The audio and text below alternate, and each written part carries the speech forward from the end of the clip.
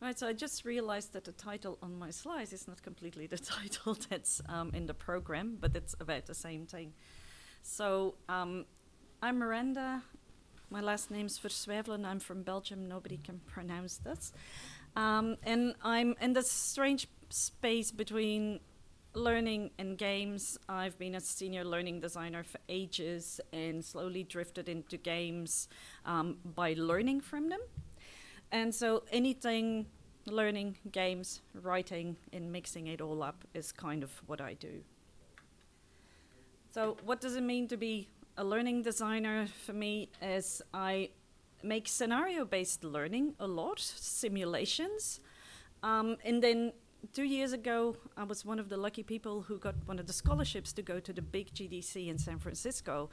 And there were people presenting work just like me, and they called it serious games. And I was like, hey, I'm going to call this serious games as well. So I'm actually a game designer. So these are a few examples of stuff I made. It looks a bit like a mishmash. But so I've made quite a few things in healthcare. The Effective Stop Smoking Conversations with Pregnant Women was a video-based, decision-based course for midwives and other healthcare practitioners. I've made a game for Youth Line, also dialogue based on emotional support for teens, like how can you support your friends when they're not feeling very well. Game for NetSafe on how to not be a bystander in cyberbullying. And lots of other little things. And so I work from homemade graphics, if I have to do the end-to-end in some cases, by working with professionals, and also making some really text-based stuff if there's no money, and proving that that's a good solution as well. So the problems in learning design is that when people, it's all over LinkedIn from my fellow learning designers, it's like, you need to know storytelling, you need to do scenarios, you need to do choices. And then I see the most awful examples out there. And there's a number of reasons, and I love my fellow learning designers, but there's a bit of a tunnel vision on the learning outcomes, which then skews the storytelling. There's also, unfortunately, limited creative writing skills. It's something that's never on the job descriptions. And maybe I'm lucky because I've always loved writing from being small, and just loving narrative games and loving reading, and just, having worked as a copywriter and a journalist. So I'm a bit maybe advantaged, but it's never on the job description to learn how to write. And that then almost leads to predictable cutout characters. So not only, like you see here, typical stock photos and cartoons, like, happy cartoons, smiling cartoons, sad cartoon, but also the characters in your story become cutout characters. They're not real. Unnatural conversations, not good dialogue, and a focus on only the big choices that link to those learning outcomes. So you have black, white, grayish, and quite often the decisions are not really decisions. They're multiple choice questions. There's like this one here, you get this little scenario, and it's like, was Dave right to do this? No, yes. Instead of making that decision yourself as a player learner. So what I decided was I'm going to learn from narrative games. And I've got this slide because in learning design, there's a lot of talk as well about looking at games for engagement, like they see it works and then they try to transform things. But there's a big, big focus on what games look like and the gamification of like points, scores, and motivating people like that. And as far as I know, hardly anybody looks at the narrative side of games, and that we can actually learn from, I wouldn't call them simpler, but other games, indie games. When I give talks for my fellow learning designers, when I ask them which games they know, most of them only know like the, AAA, Xbox, PlayStation games. either they play them themselves, but quite often they just see their kids play Fortnite. And then when I bring some of my favorite games up and talk about names that many of you know, like things like 80 Days and Night in the Woods and Oxenfree and all these, they're like, wait, what? And I was like, this was the game of the year in whatever, and they've never heard of them. So I set out on a mission to learn from the people who make these games. And because narrative designers and game designers have been perfecting and they're playing with those narratives, and you can learn so much from them. And I'm gonna that's my age there. That was the first game I played. And my dad was with me because I didn't speak English at this point. So, and up to this day, he's 82. We still have the yo-ho-ho and a bottle of rum kind of expression, which has stayed with us from when I was so small. My dad also learned me to program in BASIC when I was 8. So thank you, Dad. So I wanted to learn from these narrative games. As I've said, these are some of the examples that play with choices, with bringing emotion in your narrative. Elsinore has this strange kind of time thing going on, playing with the narrative. Love Heaven's Vault, because I've actually got a master in history, so deciphering an ancient language was fantastic. So yeah, these games. So, and then it became a PhD. So, I don't know how I drifted into that, but mostly because I wanted to bring a focus to what I was doing instead of running around like a headless chicken and reading loads of stuff and not really doing anything with it. So I'm working on a PhD. I'm 3 years in now. That brings narrative design, narrative games, creative writing research, and scenario-based learning design together. And it's got this massive working title at the moment, crafting game-inspired interactive narratives to support compassionate care training in healthcare, because I did need a little bit of a focus, because I could do it wide, but I wanted to apply it to something. And the fact that I work a lot in healthcare, I chose healthcare. So it's mostly like virtual, what you would call virtual patients, like practicing conversations with patients. Yeah. So the first part of my PhD was big fun. I decided to kind of leave papers apart. I'm learning from game designers, I'm learning from game writers. So I look at blogs, I look at self-published books, I put myself through loads of GDC talks and other talks, like the screenshot at the top is one from Adventure X in the UK, which is also full of storytelling. And so I'm collecting ideas from there, and I focus on the sources that really go into the how-to, where narrative designer, storyteller is saying, like, I tend to craft my choices with the self-invented model. Some of you might have gone to Alexander Swords' Forest Paths. Love what he does. So that's like self-published, self-invented, like this is how I do things, like reflecting on their own practice. So, and there's a lot. So I try to kind of bring this together, and this is nowhere near where it needs to be. But so, in essence, I'm working around branched narratives at this point. So choices are really important. And I'm looking at those three things that choices kind of comprehend. So you've got your options, obviously, but the framing and the outcomes, and I'll tell a bit more about that a bit further down. But obviously that's not the only thing, and especially those choices in your story are supported by characters. And as I said before, the characters are not really where they're supposed to be in learning design. So I looked at that, and then also what I call high-level design, which is more of a learning design term.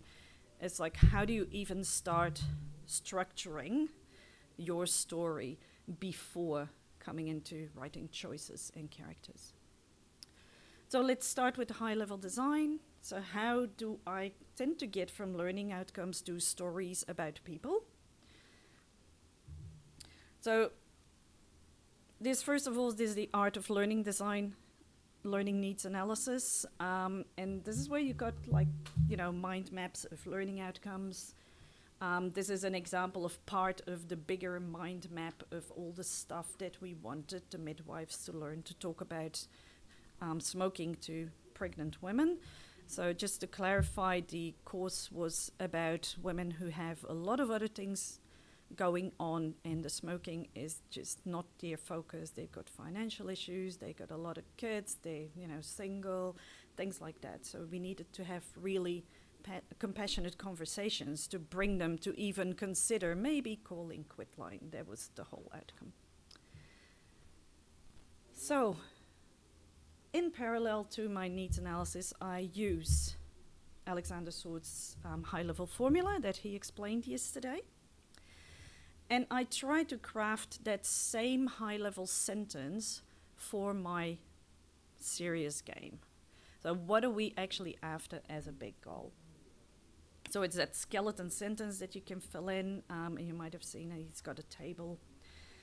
So one of the things I did, and I've talked a lot about it to him as well, so I tried it first on a little, it's a game I play on my phone, Lily's Garden. I don't know, it's got like really good storytelling actually, and I'm really annoyed that I'm very bad at the matching, so it takes way too long to get to the story.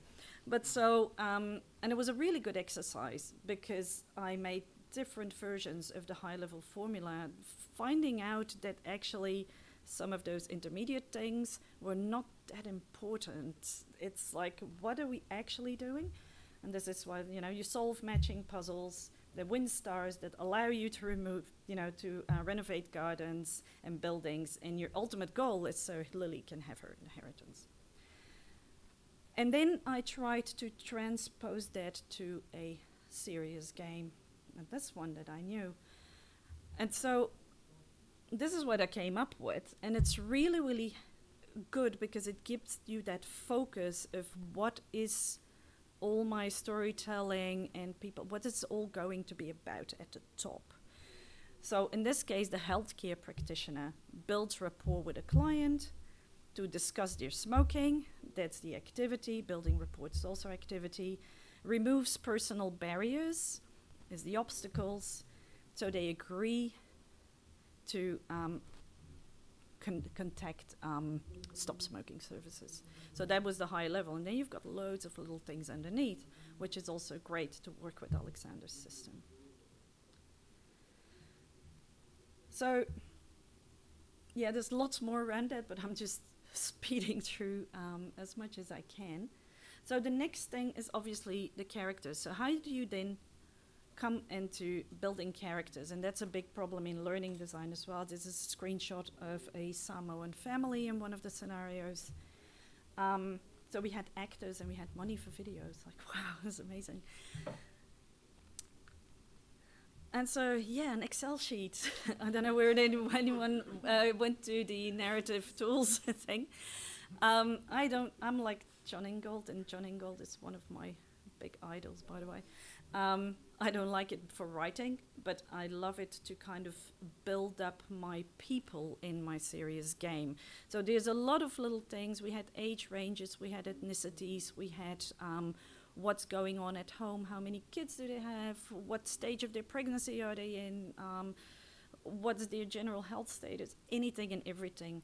And so I made an Excel sheet and then made cards of all those things and then started kind of matching things up and moving stuff around so that you've got that basic background. And then that became like a skeleton of the background. And that's where many of the serious games then kind of fall over. Because this is Rihi, one of the women, and they stop with kind of this. So she's got a calf and she's got a 3-year-old. And those are facts, but it's not the person. And that's what's massively missing. Like, who is this person? And that's not going to guide my writing. So this one from the NetSafe game for cyberbullying, it's like who are they? You need traits. And that's going to guide my writing for the dialogue. How do they react to things? How do they fall into that story. And if you look at healthcare, like what kind of a patient are they? Are they going to be accommodating? Are they going to be, trying to maybe lie to you because they're embarrassed, stuff like that. And you can mold these characters, help you write and make them real by giving them traits on top of the facts. And then the big thing is choices. And I've got a quote from John Ingold here. The word crafting is really what he uses so well. It's like we're really looking at what are all these little choices, what are the nuances, what are more important choices, smaller choices. And he also said, no matter the graphics and the sizzling prose, has anyone played Overboard yet, the new Inkle game? It's incredible. It's like your ultimate example of replayability. I've played it 6 times now, and I still get caught with my murder. That's the whole thing. It's like you've done a murder and you've got to try and get away with it. So, again, those choices, there's 3 things that I look at. The options themselves, how are they crafted? There's so many things that I can't even start to get into when you read all these blogs and listen to talks. Just one example, like what's the content of your choice? How do you write it? Do you write it as an active thing? Like immediately, this is what I say, like, I yell out, shut up to someone. Or you describe it like you tell someone you tell them to keep quiet, or you tell them to shut up. And that has a big impact actually on the person that reads the choice. Because if it's direct, like I wouldn't be the kind of person who would say shut up to someone. I would never do that. So there's a big chance I won't choose it. But if it's described like you tell someone to stop talking, I might choose that. And so the player personality comes in there. And if you look at that in learning, it can be really important to have an exact phrase if you're doing something for call centers or whatever, like heaven forbid what they tell you at Vodafone, like I'm hearing what you're saying. So that's the options, there's models for writing options. John Ingold has this model of his 3 choices that is accept, reject, deflect that he uses. And it's really helpful if you're thinking like, what could my choices be? Like in a conversation, like I'm going along with you and we're going on the same topic. I reject, I contradict what you're saying and starting to get in an argument. And deflect is like I kind of just change the subject, for example. So it's based on combat, but it's really useful to try and craft your choices. Framing, what do I tell people up front? What do they know? How do I explain it? And then the consequences, are they immediate? Do I give them insights? Is it happening after? So loads of stuff to play with. And that's what I'm doing. So one of the first tests that I did was a bit of an informal test in my PhD. I came up with this fake little learning scenario about a tour guide, a young tour guide, 25-year-old female, who's guiding 20 people in Tuscany. Like, yeah, it was 2019. It happened, and I worked as a tour guide when I was about that age in Greece, so I kind of know about there's a lot of empathy and lots of personal stuff going on when you have to be a tour guide. So I made this little, very tropey scenario where the learning outcome that I gave them in this test was like, what you need to do as a tour guide is make sure that you spend equal time with all the people in your group. So that was the learning outcome. And then I asked them this question, like, it's the 5th night of the tour. It's like, so this person's called Celia, my player character. Who are you going to sit with? And I didn't give them any framing at all. Very interesting, 33% exactly for each of these 3. I also asked them why, and that was incredibly interesting. It's like, oh yeah, Mrs. Jones sounded lonely. Like, what? Why? So people had to just based on a name. And then I asked them, said like, okay, I'm going to ask you this in a different way. And I gave them the framing and the intro. Like, you haven't had dinner with Mr. Wilson yet, so, you know, the duty of a tour guide. Mrs. Jones looked sad today, and so Lorenzo turns out to be the bus driver. It's like the Italian bus driver, so it's very tropey, I know. But it was the easiest way to do that test. And lo and behold, obviously things changed massively. Like, poor Lorenzo was deemed creepy. And most people veered towards Mr. Wilson. Like, it's my duty as a tour guide, haven't had dinner with him yet, I haven't had dinner with Mrs. Jones, so no matter, I'm gonna go with Mr. Wilson. Then I put the framing in the options. Massive fear towards Mrs. Jones, because she's sad, and words like compassion, empathy started to come up in my open-ended question, like, why did you change your mind? And yeah, again, Lorenzo going more and more down. Poor Lorenzo. And then the final one I gave them was in a dialogue. So again, same thing, bit of framing, but what am I actually going to say when I come to that table? And even more people veered towards Mrs. Jones. So, and they said like, oh yeah, now that I know what I'm gonna say to them, this is probably the best choice.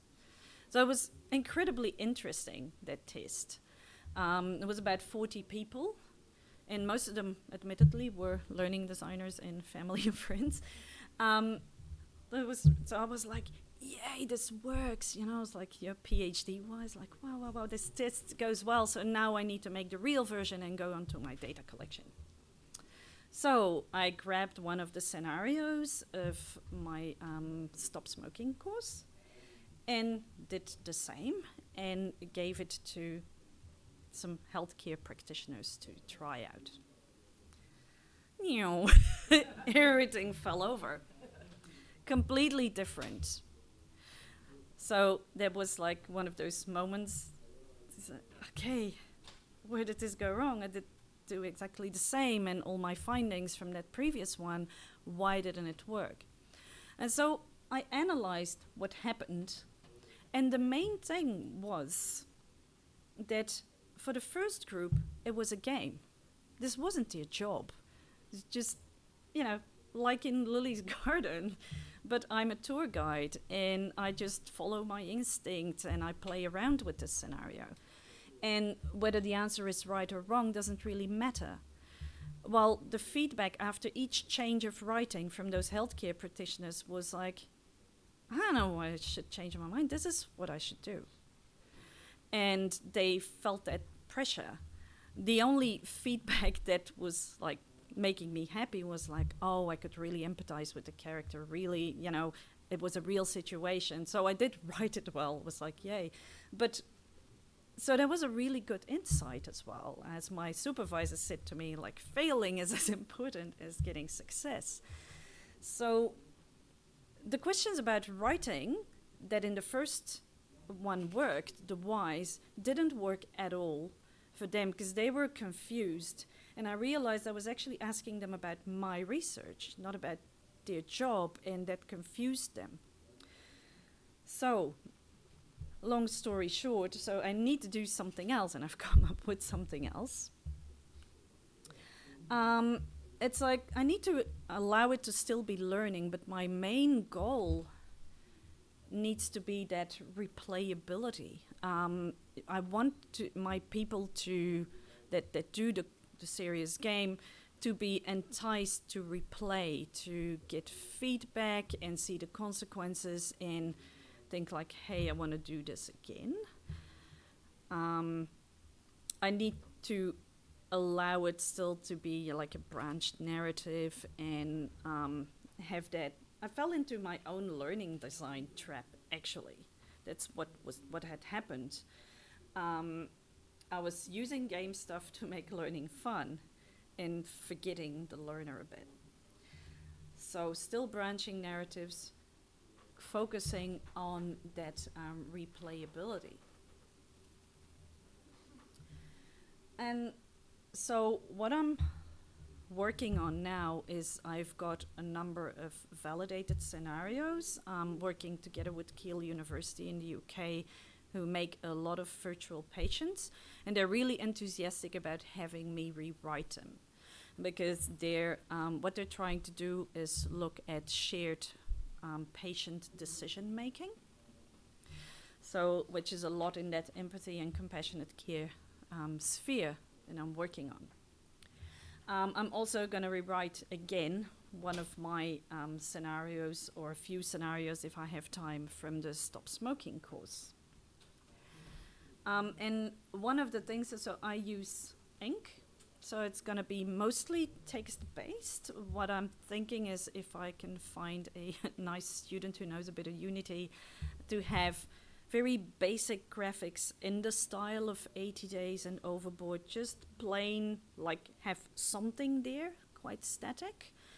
Because my research is focused on the text and the feeling that people get. So, for example, if you look at the patient scenario here, you're playing the healthcare practitioner, and one of the important things that's not there is body language, because you can't see yourself. And this is one of the examples, like going back many slides, where the focus on the visuals has made them put a lot of money into that kind of 3D-ish, but not good enough, because there's no money. So if you rewrite that in text, you can actually add some body language. That's something I'm looking at as well. And I haven't found any talks or blogs from game writers, but there's a lot from novelists about adding that little, like, you know, she said happily, or just even adding an activity, like if you imagine a healthcare practitioner is like, how are you doing today? She said, tapping away on the computer, trying to pull up the patient record. And that brings in a lot of dimension that you don't have in that first person kind of thing. Yeah, it's probably kind of almost a sidetrack of the PhD that I'm trying to prove that the graphics are not everything. Especially, you know, I was telling someone today, like recently someone asked me to look at a serious game for accounting. Yay. So I currently work for RMIT University in Melbourne. So I'm here, but I'm in Melbourne. And so they asked me to look at a serious game that the accounting faculty, or economics or whatever, had put like loads of money in. If I looked at it and knowing from commercial learning design, I was like, okay, that's at least 150K. But so was this environment to basically, in the end, just teach people how to use an accounting program on the computer. And so you had this whole entry, I kid you not, 20 minutes in, you've talked to your new manager, had this conversation about the previous person, why they went away, why they hired you. And then you get like company induction on a fake kiosk. It's like seriously 20 minutes in, and then they bring you to your office. So you're kind of, doing this first person, kind of walking along through a not very well rendered environment. And then it changes to almost 2D. You work with this program. And then you get back up and have a meeting. And only that part was really good. Because I got fired for ethical reasons. I still don't really know why. I don't know, because I wanted to play again, and I had to go through those 20 minutes again. So I don't know. And most people who do this will never learn from it. But I'm just telling this story because it happens so much that there's trying to do storytelling around it, but actually it's totally unfocused on what's important. And also, especially if you look at games that are made for teens, and as they try to emulate those visuals, and you can't get there. You can never get there with the budgets that you have, and it's also not important. They want it to look like Fortnite for the 14-year-olds, but that's not necessary, and you can never get there. Because the kids will talk about the lag and the bad graphics, and yeah, I've done that also with my kids, and then when they actually play super simple games on their phones that are not that fancy, but the gameplay is good and the story is good. So anyway, so that's what I'm rewriting them, mostly text-based. And then I'm gonna focus my questions around narrative transportation. Like, so narrative transportation, I think most of you probably know what it is, but basically it's like when you're reading a really good book and you're totally in the zone, in the story, or watching a movie or in a game, like you're in it, you're transported to that world. And so I feel that's the important thing, that all my learning from game writers is what I need to focus on, so that the healthcare practitioners, I'm not asking them about their decisions, they make their decisions, but what's really important is that those virtual patients become real and they feel for them and they think the decisions are important that they make in there. And so I'm asking questions like, I wanted to know how it ended or what happened next. I'm really interested in the next stop in this story. I have the vivid image of the patient, so even with my failed test, I seem to have managed to do that. Like, this felt real, see this every day in Waitakere Hospital or wherever. So that's questions. I find myself thinking of ways that the narrative could have gone differently if I'd done something else. So I'm really interested in retrying. Or the opposite, like my mind was wondering, this was totally not interesting. So there's validated questionnaires for narrative transportation that I'm going to use. There's just a number of possible questions in there. So that's what I want to go after. And actually I'm just going to go back to... So what the guys at Kiel did really well is that I want to extend on is the feedback. So it has audio. And so you got Brian Smith, the older guy, who's your patient. And so at the end of your scenario, he gives you feedback. And it's like this old man's voice is like, I didn't really feel you were listening to me. I'm feeling a bit uncomfortable. And it's very kind of touching, and their evidence is people do want to try again. I was like, oh, because even me, who kind of been working with this content for quite a while, at the end I got like a few feedbacks. Oh, I thought I did the right thing. So you want to try again. It's not very long, and you get invested in making this guy happy at the end, and that's really where I want to get to. So that's a good part that I'm going to extend with what I've learned from game narrative design.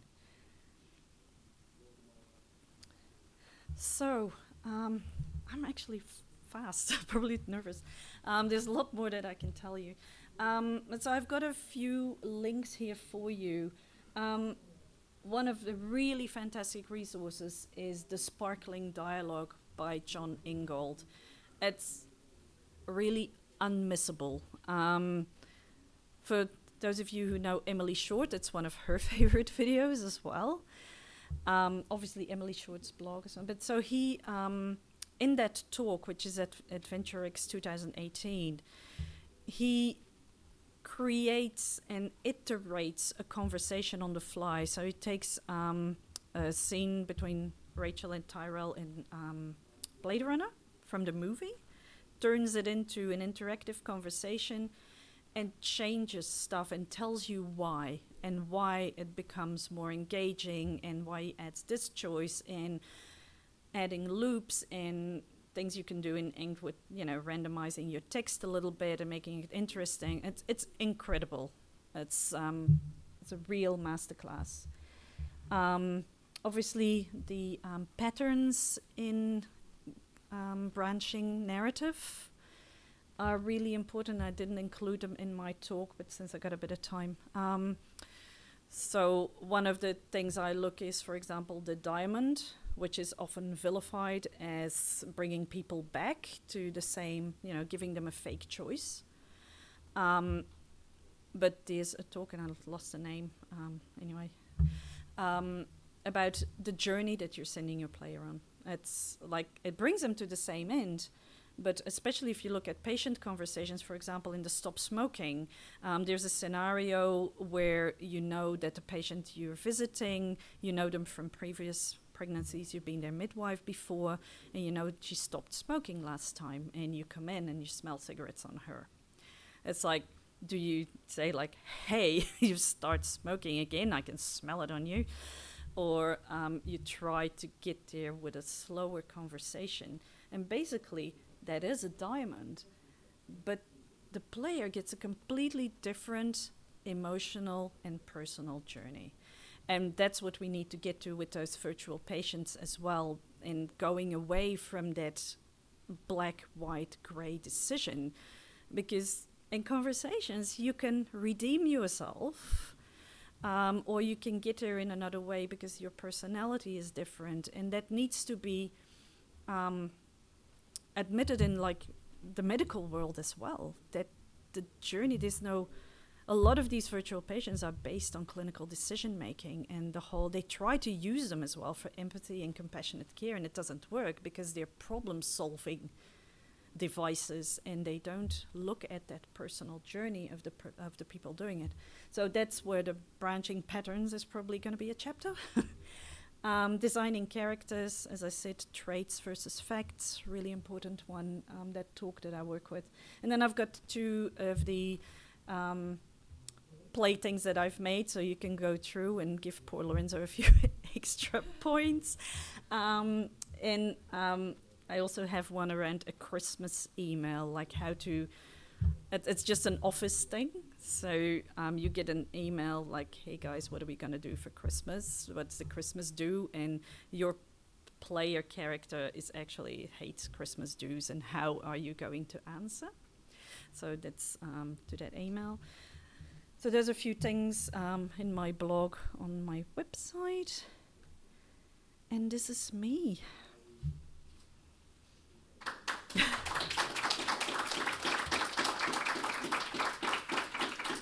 Thank you. So I've got time for questions. Yeah, we've got time for some questions. Just for the recording, we just need to get it all mic'd up. So if you've got a question, I'll pass this to you and we can go. Yep. Just testing. There we go. I'll go first then. So one of the challenges of working with medical professionals as you had was that they're not as interested in exploring the space because they have a right answer in their mind. And so how much do you think you might need to educate the medical staff that they can experiment? Because this is what I found I had to do as working with medical people, is you don't just get the game developers to try and make it fit with the medical people. Yeah.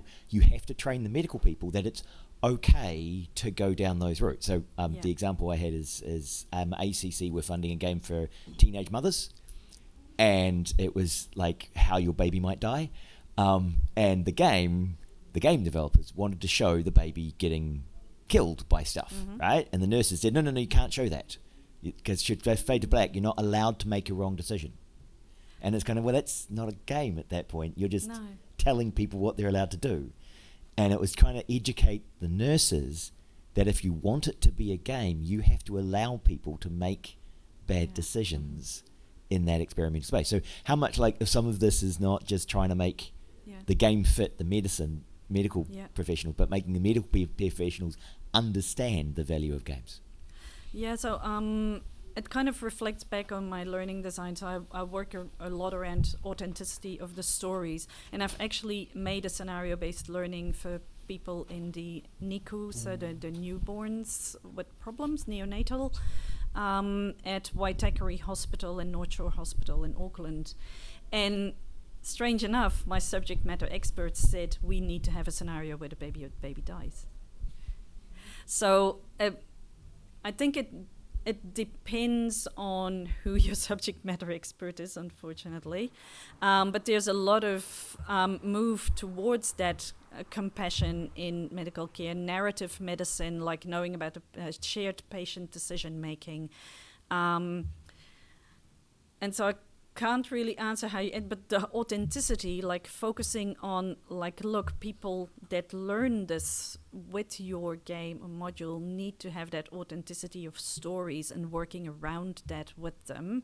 Like, what's the reality? And saying, like, this is the safe space where they can fail. Most of the time works. So it's really working around convincing them that authenticity is a good way to go for, like, authentic assessment in universities as well. It's like, dare to go there, make it real. And that e-learning is safe space to fail. That's really important. So yeah, luckily, like, the guys at Kiel are really interested in narrative medicine and have been looking. They have creative writing courses for their doctors. So, yeah, amazing. Yeah. Yeah. Oh, great. Thank you. So, what you need to find in your hospitals, ACC, whatever, there are nurses with education. Yeah. So they're clinical educators. Yeah. I don't do technology, unfortunately. Sorry. But so I had a team of 9 clinical educators in a private hospital. So they're the people that will give you the link between what you want to do and what they need to do, because you're banging up against their strong values in your previous questions, and you won't get any further. But the people who will understand are your clinical educators. Yeah. Yeah, so one of the testers of my second failed thing, she's a clinical coach for the new grads. And so she's brilliant in giving me feedback on my stuff. And that's also why I want to work with validated scenarios at this point. Like, I'm not going to start from scratch. I work with something that has been made, has, the validation from subject matter experts already. And I'm going to look at the creative writing of things and redo. And yeah, let's connect. Great. Hi, Miranda. Thank you very much for your great talk.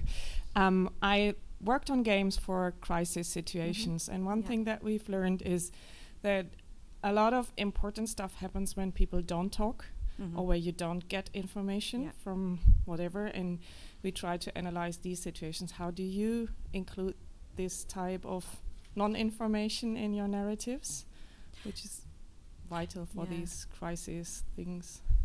Yeah, so that is one of the gaps that I'm, kind of PhD wise almost need to put next to me. Like, I'm looking at the creative writing, I'm looking at the making characters and writing dialogue and making choices, action choices in situations. I can bring in that body language a little bit with my text. And I think I've read the paper, one of the papers about those games from you. And yeah, so I need to accept that some things do not fit into my research, unfortunately, since I also make the choice of not going for massive visuals. It's like, how can I get as much as possible in? Because that's one of the things as well. It's like low fidelity against high fidelity that I'm working around. Like, how much does it need to be super realistic or not? Yeah. Okay, thank you.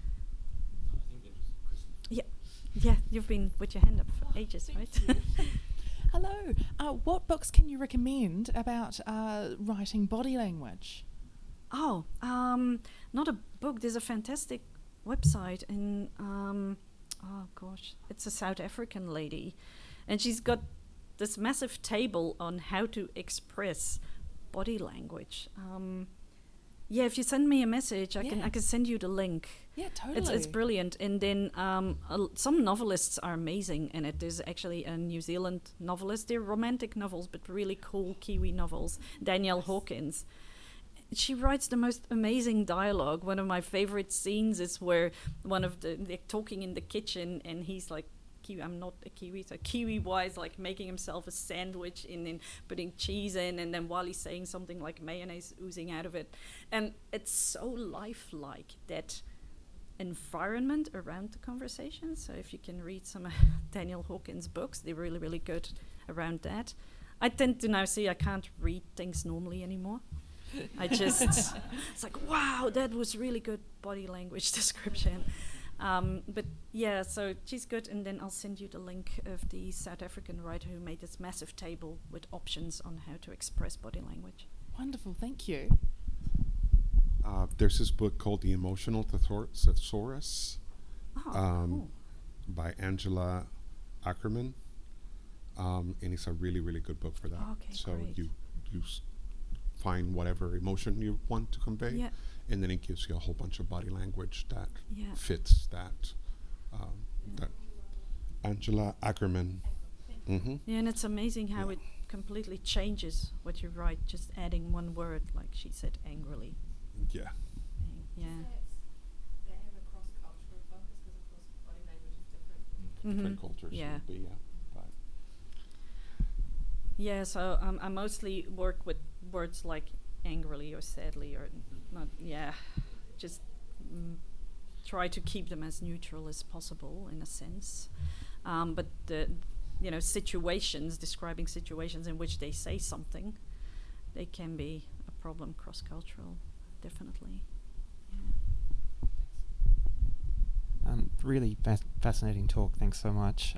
I wanted to come to touch on something you spoke about in the talk about how people come to the game experience and whether it is something that they expect to be playing a game or whether they treat it as more of an exam, and how that goes into the design. Yeah, and that's almost out of kind of not really out of my control, but it's a separate thing. Like, is this a module that they have to do? I'm still calling it modules. Stop calling it modules. Like the pregnant women one is on the Ministry of Health learning site, on all the DHB sites, because it was funded by the Ministry of Health. It's on Plunkett, it's on the midwife portal. And so it depends where they are, whether they're pushed towards it or not. And yeah, that's the whole thing that people never seem to realize in learning design. Like, you're making a game, but even when your game is good, you've got a massive difference between why are people here? It's not because I bought this, because like, oh wow, this looks like a great game, I'm gonna play it. No, you either have to do it for work or you're pushed towards it. So people start with a different outlook, and the challenge is like, how do you make them being in there and think like, hey, it's actually cool, it's okay, it's real, feels real, and I want to do it again. It's like a massive thing. Yeah, I realize I'm like over time now. Yeah. Time for one more question. Yeah. Okay. Partly a comment actually. For your like realistic emotional visuals, so I was talked last week in VR about Cyberpunk 77 and the AI generation of facial expression based on the language. And so, if you got like $80 million funding, I know. right? Point to that. Yeah. And say to people who say, oh, we want it like, modern games, and say, okay, well, this is the price tag on that. If you can give me that money, great. But, and I think, managing those expectations is... Yeah, same with an LP. It's like, no, can't really go there. Yeah, so I think that was one of our big challenges, is managing their expectations of what to expect. Yeah, one of the examples I gave, like at GDC in San Francisco, was in a talk about the Greek Assassin's Creed, and there were 200 people just working on the graphics. I was like, okay. So that's what you need to make a game like that. Imagine employing them for 3 years. I was like, okay, yeah. Oh, thank you. And so, contact me on LinkedIn. Thank you.